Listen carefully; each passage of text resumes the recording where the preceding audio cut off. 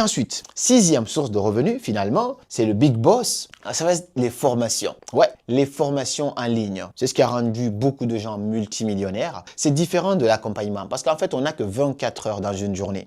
Si je commence à accompagner une personne, deux personnes, 5 personnes, ça commence à être très vite épuisant. Je sais de quoi je parle. Ça m'est arrivé d'avoir plusieurs clients en même temps. Je n'arrivais même pas à sortir la tête. Finalement, moi, j'allais en dépression. J'ai dû couper tout le plus rapidement possible. Maintenant, je prends très peu de personnes. Même là, j'ai des clients en attente. C'est-à-dire, je peux prendre l'argent, mais je refuse. Je dis, je ne suis pas disponible avant telle date parce que je veux bien réserver mes accompagnements seulement à quelques personnes pour ne pas m'épuiser. Par contre, une formation en ligne, tu crées la formation. Tu as une formation sur la couture, tu veux aider les gens à faire la couture, tu crées, tu amènes des gens qui vont filmer pour toi. Sinon, tu peux filmer toi-même. Tu as plutôt des compétences sur la confiance en soi, tu crées la formation. Tu as peut-être des compétences sur la cuisine, tu crées la formation. Peu importe dans quelle niche, tu crées ta formation. Tu veux accompagner les femmes à être plus indépendantes, plus libres, ainsi de suite. Tu crées ta formation. Tu vas faire un webinaire ou tu vas organiser quelque chose pour commencer à commercialiser ta formation. Et là, même quand tu dors, il suffit que les gens cliquent sur le lien, payent et ils vont suivre la formation. C'est un produit numérique, tu le crées une fois et tu le vends plusieurs fois. Même en étant grand, c'est insupportable les moqueries. C'est pour ça que je dis souvent qu'il est très important de développer son intelligence émotionnelle. Parce que si nous l'avons, on ne peut pas se permettre ce genre de choses. Si nous avons de l'intelligence émotionnelle, on ne peut pas se permettre de constamment mal parler dans les commentaires des gens sur les réseaux sociaux. Parce que ça détruit les gens.